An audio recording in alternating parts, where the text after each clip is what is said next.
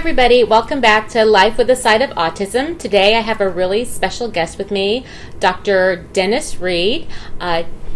Denny, welcome to my comfy green couch. Thank you. Glad to have you here. So for people who might not be familiar with you, would you mind doing just a brief introduction of yourself? Well, I'm Denny REID. I have worked in the human service field, including with folks with autism for over 40 years. First half of that career generally working in agencies in various capacities, and for the last 25 years or so I've run a small community-based company. We train a lot of new staff coming in the field, consult with agencies on how to provide quality services, and do a lot of writing of training manuals and practitioner books. And Denny and I and some of my colleagues at Little Star, we actually wrote a training curriculum together a couple years back. Yeah. So what I wanted to talk to you about today was just the idea that, all children with disabilities and autism, grow up to be adults with autism and disabilities.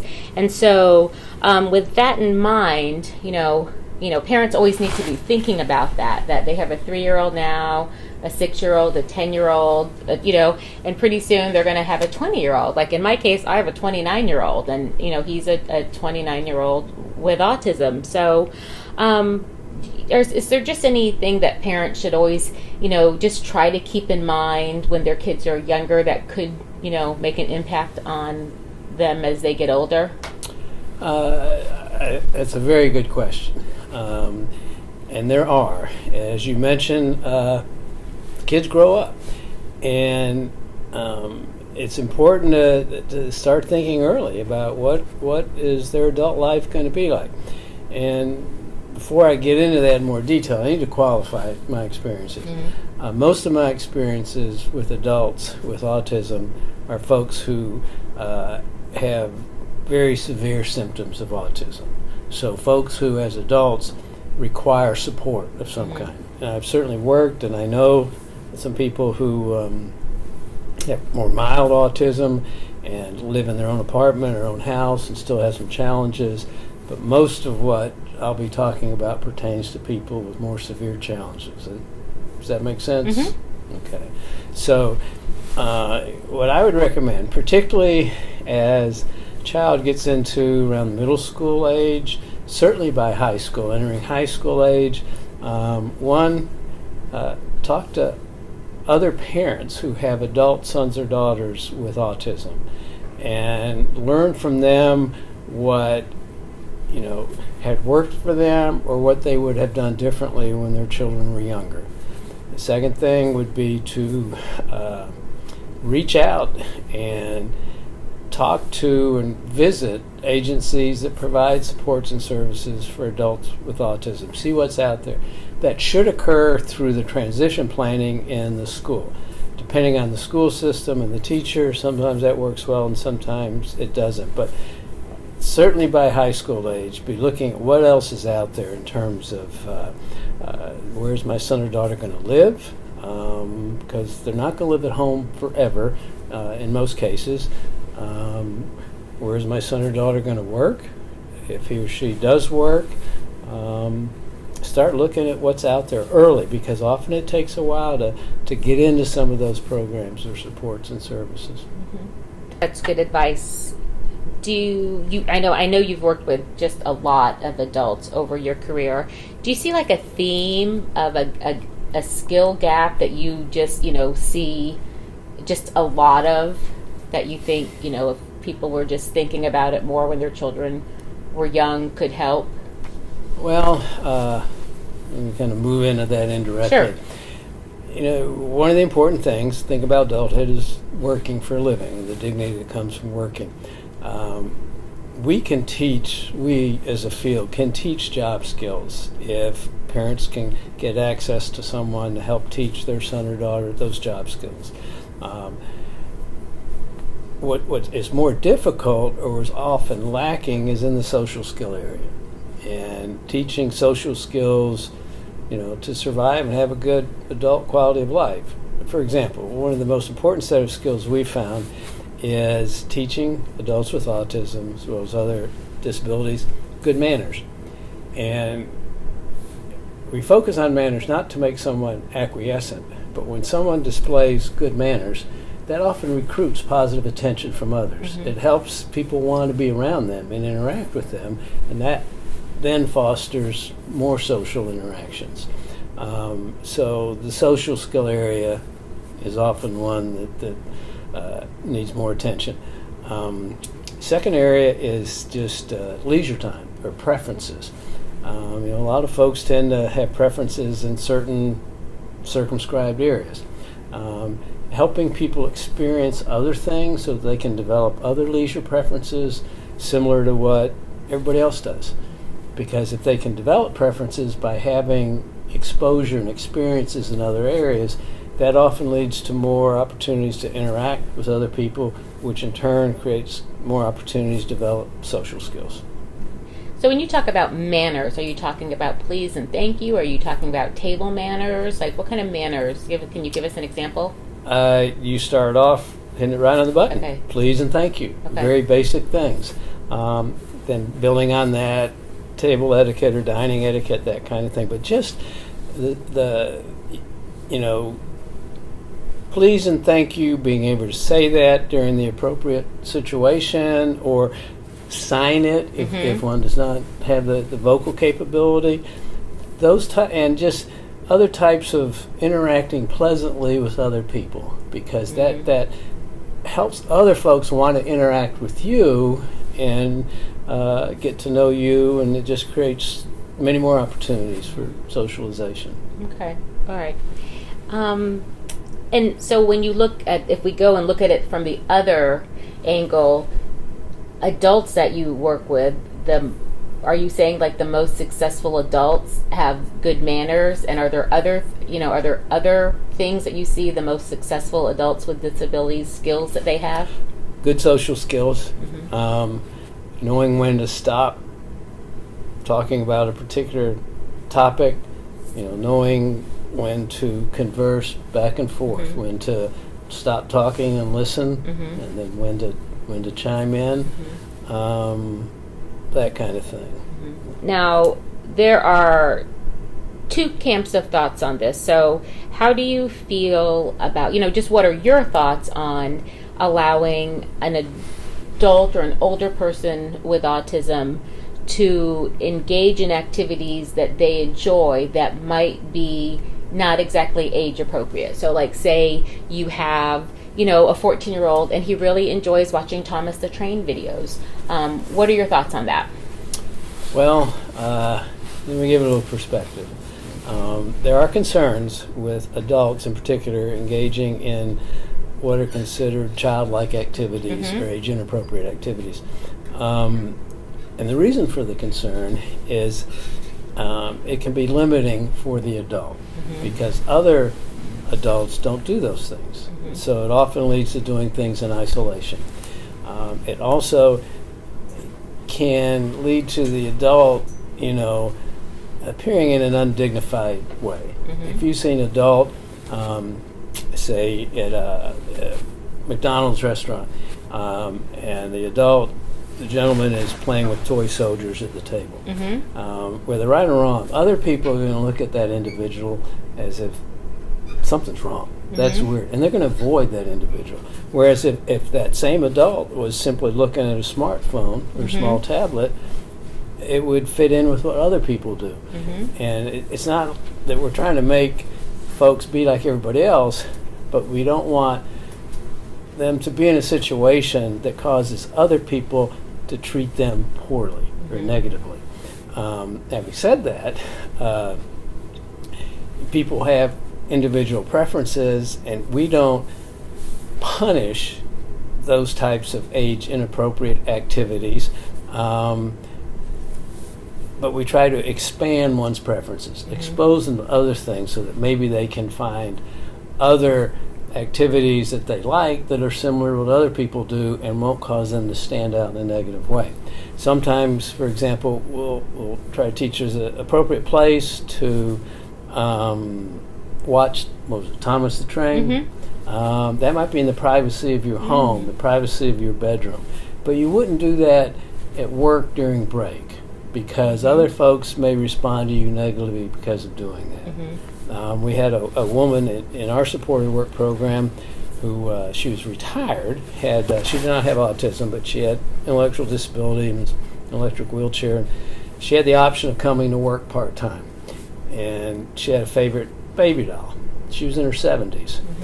And what her staff worked with her to do, because she really liked that baby doll, but when she had it at work, other people looked at her very negatively, would kind of avoid interacting with her. They got her a big handbag, and she could take it to work in her handbag, but just not bring it out and play with it there. When she goes home, she plays with it in the privacy of her bedroom, and that's fine. So, does that make sense? You know, we try to broaden preferences to include more adult-like activities, and we try to help folks learn where it's appropriate to engage in activities that others might look at as in a negative manner. We should talk about, again, the whole autism acceptance movement. And do you feel like it's getting, better now, that if people did see an adult at a table playing with toy soldiers, that, they would be more accepting of it? Yeah, so if you did, come to McDonald's, you went to McDonald's and you saw an adult playing with some toy soldiers, do you think people are aware enough now about, disabilities that they would say, oh, maybe that, that gentleman has, a disability, and not look at it negatively? My experience is that it's gotten better, but it still has a ways to go. And there's some situation in which it seems to be worse. For example, if an adult with autism lives in a group home with two other individuals with disabilities, and the staff take the whole group out. When you have a group of folks with disabilities, it seems to me other people tend to respond more negatively in that situation than if it's just one person. But it's definitely gotten better. Something that is not new for most parents of children with autism or other challenges. You got to be assertive. You got to go out and find those adult services. You got to go out and find, those supports that are going to work with your son or daughter. And it's supposed to occur in schools and transition planning, and that just depends on the local school and the teacher. And it's funny, you say, I think just especially the autism field, just parents have gone out and tried to find those places, and they aren't around, and so they've started their own. And I don't think there's any group that's done that, quite like the autism group. But it seems like... I think you're right. For the most part, for example, in the general intellectual and developmental disabilities area, the parent advocacy pushing really was directed at existing agencies to change what they provide. Way back, to reduce institutionalization and allow folks to live in their local communities. Okay, but I think you're right. I've seen more with parents of folks with autism of we're just going to start our own, and I think that's good, because right now, in most parts of the country, when a person with autism, say, graduates from school or leaves the school service system, support system, they often enter the general intellectual and developmental disabilities service system within their state. And that does not provide specialized services for folks with autism in most situations. And yet, folks with autism, like any other characteristic, should have supports and services that are specifically geared to them. So I hope parents and folks like you keep pushing and developing good stuff for adults with autism. So let's go way back in time for you. I know you used to work in an institution. Is Yes. that the right? So an institutional setting. And was that in the 70s, the 80s, the 60s? I worked in institutional settings in the 70s and 80s. Okay. So, the institutions have really shut down now.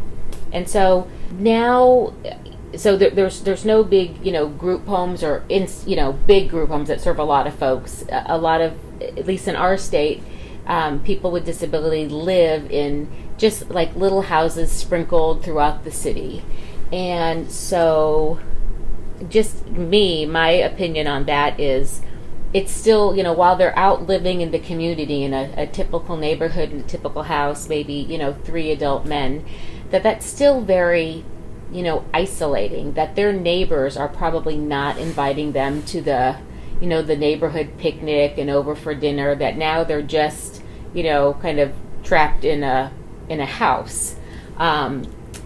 So when you, when you look at, the problems of that not being a perfect system, but us coming from a really imperfect system of the institutions, and, just the mass of kids that we have who are going to start to need and who actually already need good supportive living.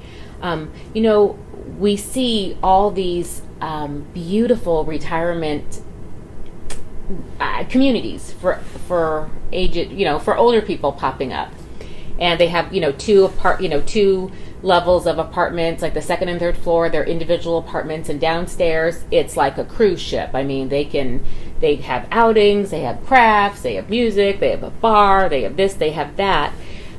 So I've been interested in, that would be the concept that I would love to put together for an adult community. However, it's okay when you put 100 old folks in a home like that, it's fine. Nobody says anything. But if you try to do it with people with disabilities, they say you can't do that. That's an institution. Just what are your thoughts on that? That's a little complicated. Service systems in our country are driven in part by ideology, in part by evidence, in large part by funding. And none of those factors is always the best. Mm-hmm. A lot of things have to be considered. And I agree with you, especially as I'm, now a senior citizen, and you look at the options available. Some of them are very nice. Mm-hmm. Some of them aren't so nice. I think the best, particularly for folks who are going to require some type of support in their life, significant support, is an agency that has a lot of options. Mm-hmm. And they can go from living independently or supported living, but also, if necessary, 24-hour supervised living, having those options. The issue of whether it's unacceptable, because now you got so many people with disabilities living in one agency, whether that shouldn't occur because it's an institution, I think that's not the way to look at it. Mm-hmm. Should look at what's best for the individual, what we can provide. And I like what the parents of folks with autism, adults, are doing in terms of creating supports that have options in terms of degree of support, and not relying necessarily on what already exists in terms of the current service system with group homes or that type of thing. And there are still institutions in our country.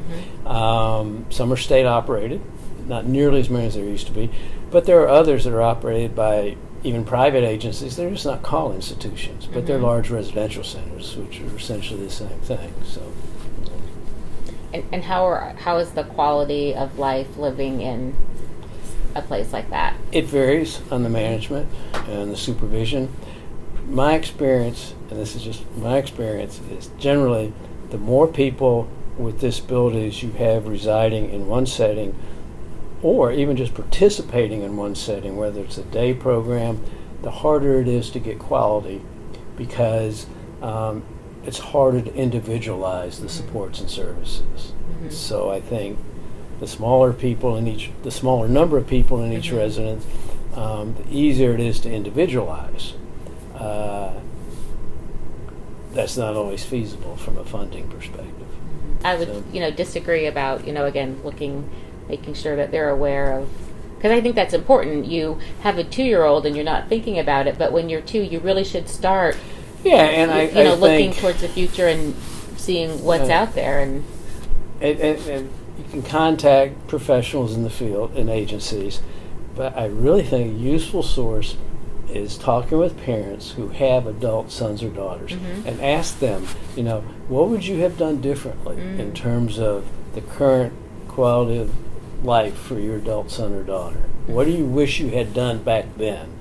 I think that can be a very valuable source, because often what happens is folks don't think about it until it's too late and have to take what's out there. And sometimes what's out there is not so good.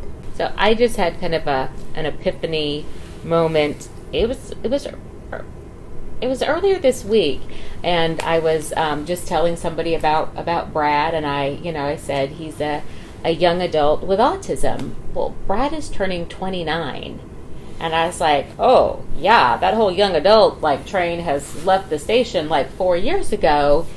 He's an adult with autism, and and he has been for 5 years, and I just didn't.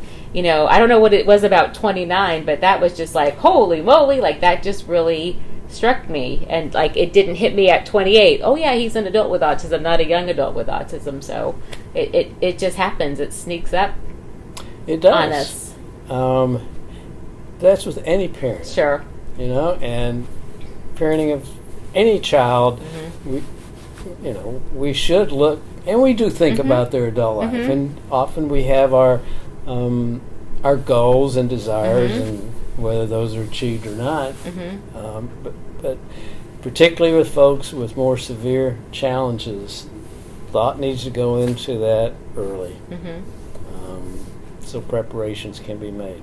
Yeah, and I guess also, thinking I've got a 2-year-old or I've got a young child, I really need to maximize his or her time and really get them in therapy, get them the services early. Don't wait, because, really, we do know early intervention is the key. There's just generally better outcomes. Not saying that an 8-year-old can't start services and have, make significant progress, but, again, making sure, I guess it's better to overreact than underreact, and make sure you're, getting the services, not waiting, just really, working hard and maximizing their time when they're little. Absolutely. Yeah. Absolutely. And that made me think of something else, is the whole financial aspect. We should, as parents, should attend to that early on in our child's life, whether it's putting together for funds to support where our son or daughter is going to live when he or she grows up, whether it's putting together a college fund, and we're not always able to do that. I mean, sometimes we're just getting by week to week, but to the degree that we can, particularly for someone with autism on the severe end of the spectrum, that is often going to be an issue in adulthood. And so starting to set the funds aside is important to think about. And that is so hard for some parents, because they're paying co-insurances, Absolutely. Deductibles, Absolutely. and all the fringe costs of, a lot of times, there's a very higher than average instance of, families with autism who only have one working parent, because the other parent is, staying home, caring for the child, getting them, to and from, and so there's lots that goes into that. And that aspect is getting better. Yeah. In terms of more insurance funding for adults, and more recognition in the general IDD system about the needs for adults with autism. So that is getting better, but still, it's something to attend to. Yeah. Well, thank you so much. Denny has been on our advisory board at Little Star since the beginning, and I can't remember if it's 2012 or 2013, but since the very beginning, and you've helped us so much with just our staff training, some of the work that we're doing with our older learners. And so thank you so much. It's been just such a privilege to have you with us and just make us just better and better. And so I do appreciate everything that you've done for us. Well, you're being very kind, and I appreciate that, but I'm sure I've learned more from y'all than you have from me. So it's worked out both ways. Yes, it has. So, well, thank you everybody so much for joining us today. Remember, we drop autism content on Tuesday and lifestyle content on Thursday. Please like this video and subscribe, and we'll see you in the next video. Have a great day.